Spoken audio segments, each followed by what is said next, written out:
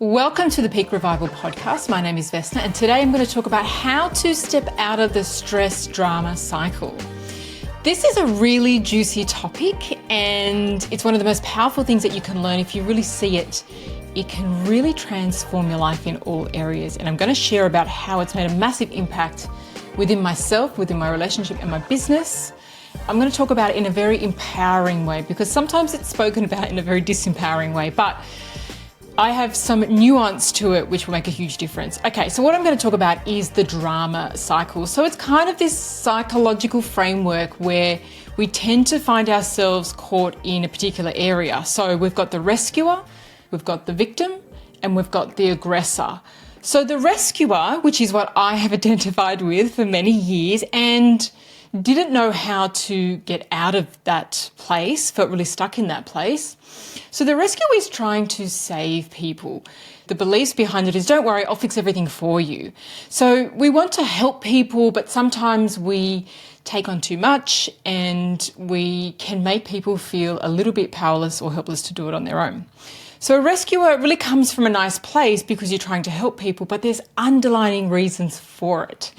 The second type is the victim. The victim is the kind of language that they use is, I can't do it, that's way too hard, it's all too hard. And they feel sad, they feel helpless, and they think that they can't solve their own problems. And then we have the aggressor, which is someone who says it's all your fault, they blame others, they get angry, they try to control things through their temper. And while all of these types you may be thinking, well, I don't really identify with any of them, I can assure you, you are sitting in one of them. Okay, and I'm going to share with you my story so you could really see this in action. So for me as a practitioner, maybe other therapists out there and other practitioners and other carers and people looking after anyone, of mothers, will relate to this, okay? So as a carer or as a practitioner, I felt like other people's health was my responsibility. I took on way too much of their responsibility of their health journey. So if they had a problem, it was up to me to fix it. Okay, that was my job. I would try and make things so easy for everyone in order to do. So to make the health changes, to take actions, to make dietary changes, exercise, whatever it is, I would try and make it as easy as possible for them to execute. And if they weren't able to do it, then I felt like, I wasn't making it easy enough, right? So it took on a lot of the responsibility. This was exhausting. And I felt like I was overworked and undervalued, and I became frustrated in the process myself. What I didn't realize, so while I'm working hard to make everybody happy all the time, so there's a people-pleasing element to this, right? People would say to me, it's not your responsibility, you know, like everyone comes in with different health complaints. The best you can do is show them the way. They have to take that path themselves, right? And that all made sense to me on a logical level, right? But what I didn't realize through that whole process is when I think that it's my job to fix everything, it's my responsibility, not yours, then I see you as the victim. I put you into that victim place where you are helpless and you don't have the ability to do it on your own. Unconsciously, that's what I'm doing. And you may be doing that as well in your life. So unconsciously, you're saying, you don't have the inner resources. You don't have the mental strength. You can't make it happen without me. So I make you the victim. Now, like I said, it's unconscious. I thought I was making things easier for everyone, and I thought I was failing when they weren't able to make changes. And the biggest catalyst for me to change was that once I could see that I was robbing their ability to step into their greatness, right? I'm robbing your ability to step into your greatness if I don't think you can do it without me. If I don't think that you can step up, find a solution, tap into your inner resources, step up into your potential and prove to yourself that you can do it, I'm robbing you of that when I'm trying to jump in and do it all myself, right? When I'm overdoing it by trying to take control of that situation. So I'm stopping people from stepping up into their greatness. I'm stopping them from stepping into their potential, right? And that was huge for me, right? I could really see that I was trying to help them, but really I was hindering them. And I was making them into victims. And so naturally, what do victims do? Right? So the victims felt like, well, I can't do this anymore. This is too hard. And I was so confused because I thought, I'm working harder than ever.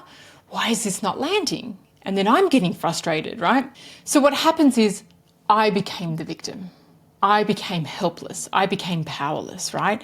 And the victim, who I had turned into the victim by overdoing it and overcaring and trying to fix everything and make it as easy as possible, they became the aggressor. So I recently had this in my program, in my group. You know, some people were unhappy And they were struggling, they were really coming from that victim consciousness. It's all too hard. I can't do it. I've got too many limitations, this, that, the other, right? So the language, you can really hear it in the language. And I just went even more hardcore on rescuer, and then they became the aggressor. So they attacked me. Okay, they blamed me. They got angry at me, and there's aggression helps to take control of a situation. And so I become the victim, and then I become the aggressor. And as you can see, that cycle keeps repeating itself. Now, we do this in our relationships, in your work, in your mothering, right? I see a lot of mothers, when they hear about this, they're like, yeah, I do everything for my kids because if I don't, it won't happen. But there's also that part where you don't allow them to step up and take responsibility for themselves. They're never going to learn that lesson. Yes, some things may be dropped and not done, but eventually that lesson will be learned. They will step up and take responsibility and step into their power, into their greatness, and be able to tap into their inner resources. But if we're jumping in and doing everything for everyone, we are saying you can't do this on your own. And therefore that energy, that dynamic is a victim-rescuer relationship. And it's not healthy, right? It's not a nice energy exchange. And so the victim can become the aggressor, and your kids can fight back with you and blame you for things. And then you feel unappreciated and you feel like the victim, and the cycle continues. I see this in my work. Obviously, I'm focused on burnout and in health and making lifestyle changes and making mental shifts. And this is a big part of it. But I can see when people come into the program, or when I work with people, the kind of language that points to victim consciousness, right? And I'm not saying this from a judgmental place, because we all go into these areas, but there is power in identifying if you're currently in that area, because you are not going to get the results that you want when you're coming from victim consciousness. You just don't win from that place at all, okay? You can't win by giving up, saying it's too hard, and then blaming other people in the aggressor phase, right? You're never going to win and get to where you want to get to. But sometimes we don't see it, and there's language points to it, right? So people will say in that victim place, they'll say, I've tried everything and nothing works. It's too hard. I just can't stick to it. It's too hard. I don't have time for this, and no matter what I do, I always fail, or I'm tired and I'm stressed to even think about changing anything in my diet and lifestyle. So that kind of language is very powerless, right? It's very helpless. And so that points to being in that victim consciousness. We can all change. It's absolutely a choice, okay? So I just want to bring awareness to this if you recognize this for yourself. So when women come into my program, I highlight this because I think it's really important that you see that you're going to, if that's your pattern, you are definitely going to step into that place during the program, because you're going to be challenged, right? You're going to be challenged to take ownership, take responsibility, make changes, even when it's hard. And then eventually the victim shifts into the aggressor, and they become critical, they blame, they become confrontational, It's like, it's because of my family, it's because of my work that I can't focus on my health. Nobody helps me, I'm stuck doing everything by myself. This is the kind of language. This program is useless, and nothing anyone ever suggests works for me, right? I never feel supported, that's why I can't succeed.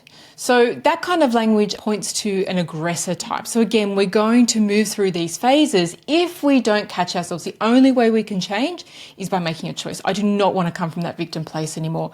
And it absolutely is a mental choice, okay? I can see now that as a rescuer, I can't really help people, right? Even though it feels easier for me to jump in and make it as easy as possible and try to do it for them, that's not helping them, okay? That's hindering them. That's not allowing them to step into their greatness. It's not allowing them to see their potential. So like I said, we fall into these areas, and I can guarantee you that there'll be places in your life. Maybe you're great with health changes. Maybe you're great at work, but maybe you're the rescuer in your relationship. Maybe you're the rescuer in your mothering, or maybe you're the victim, right? And so these will show up differently in different areas, and we do tend to be in these places in certain things that we do in our lives, okay? So there's no judgment here, right? This is really part of this common drama cycle that we find ourselves in. So the biggest lesson here is to really see that for yourself. And that's when you can make significant change in your life, in your work, the way you run your business, in your relationships, in your mothering. The driver to these habits is, for a rescuer, we do these habits because we avoid rejection and we want to feel needed, right? As a victim, we do it to avoid responsibility and failure. So if we can avoid accountability, it takes the pressure off us, right? And we can put it onto somebody else. And as an aggressor, we avoid vulnerability and we take control, right? By making that emotional charge, we try to control the situation, okay? So an aggressor, there's an element of wanting to mask your feelings, but also wanting to control the outcome. And it's controlling the outcome because of being able to deal with the outcome emotionally, okay? Because it's all about suppressing those feelings. So there are drivers to these patterns, okay, and these behaviors. And again, once we know what they are, we can change them, right? We can understand why we do the things that we do. We can understand why we're stepping into that rescuer role. But we can also see that actually we're not helping anyone by doing that. So I hope this was helpful. And I'd love to know in the comments below, where do you see yourself as a rescuer, as a victim, as an aggressor? Where do you tend to spend or see yourself the most? Let me know in the comments below.